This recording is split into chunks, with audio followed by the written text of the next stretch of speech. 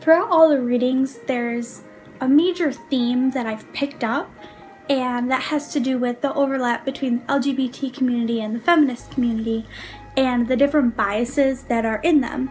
And the three pieces that I got a lot of the information from came from some of the web series and the Pilgrimages story by the Maria Lady and the Woman Identifying Woman.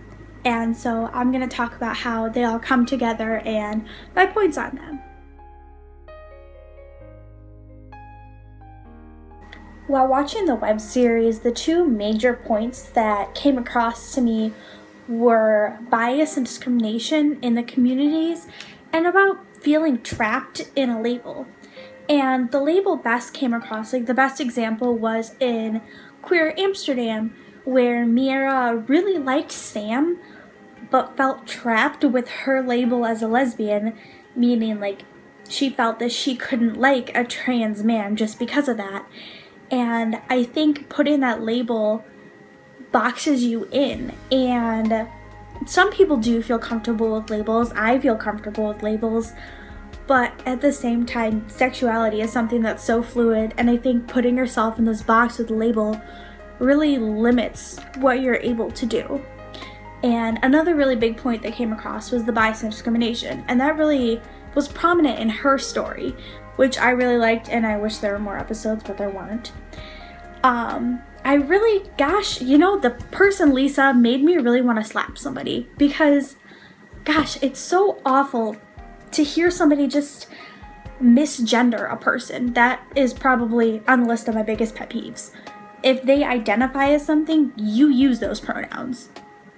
End of story. And the fact that she kept saying, like, that a trans woman wouldn't be allowed in the women's shelter because she's originally a man, that's like utter bullshit. Doesn't matter. And I really think the important part of that would just be that they're safe. And it really made me happy that Allie did her best to stand up for it. But it was very frustrating, and to see Paige come out of it very, strong, saying, hey, you're not gonna bring me down, I don't care. I thought that was very, very brave, and I know it's really hard for a lot of people to do that, and I just wish that with this discrimination in the community, it wouldn't be so hard. Because if they could just accept it and move on, that'd be easier,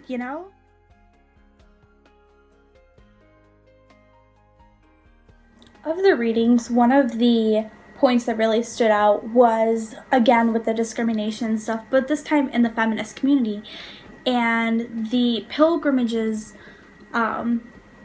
piece by the Maria Lady really took a great jab at it. Throughout her piece, she was explaining how there is most definitely a slight racism in the feminist community, where people of color are held to a different standard as opposed to white people. And I thought that was a really good point that she made. One of her quotes, and she said, "What interests many U.S. women of color is the formation of a feminism that overcomes racism, and racism is an interactive phenomenon that includes face-to-face interaction." And what I really got from this quote is, being part of the feminist community, you really want to end all of this inequality. And in order to do that, you do have to take a lot of steps, and you do have to be really progressive, which in reality isn't that hard.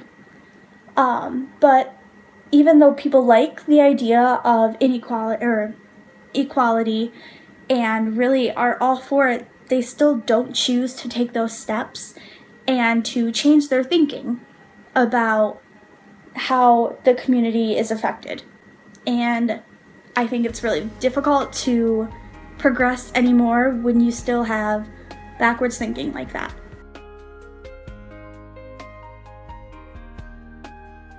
The last reading that I chose to focus on was The Woman Identifying Woman.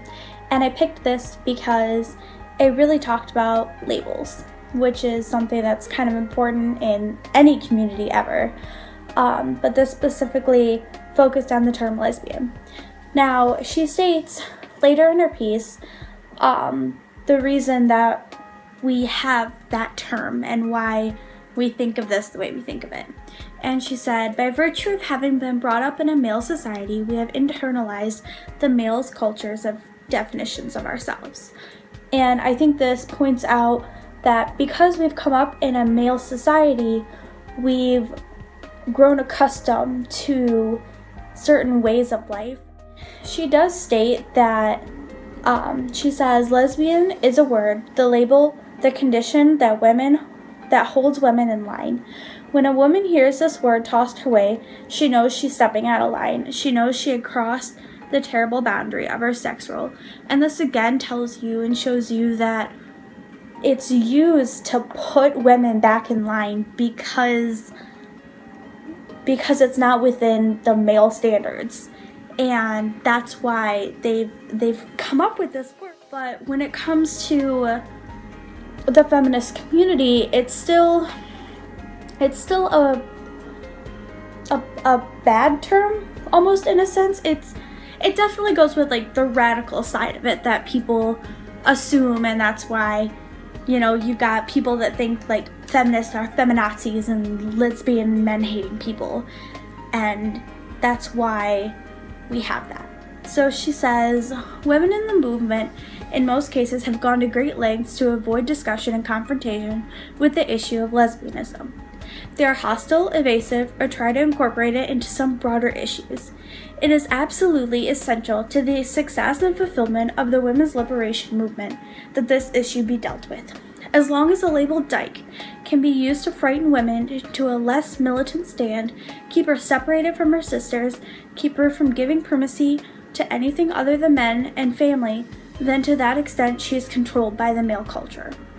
And by using words like dyke and faggot, they keep us in line and they keep us within their standards, which is something that acknowledging it will help break these standards and put us apart from the rest of the community and the world.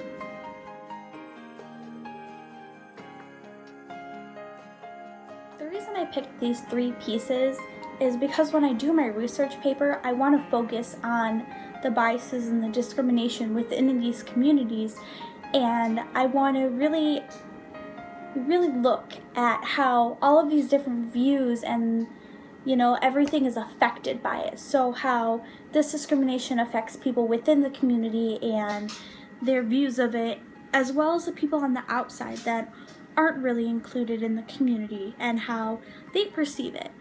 And I hope all of this makes sense.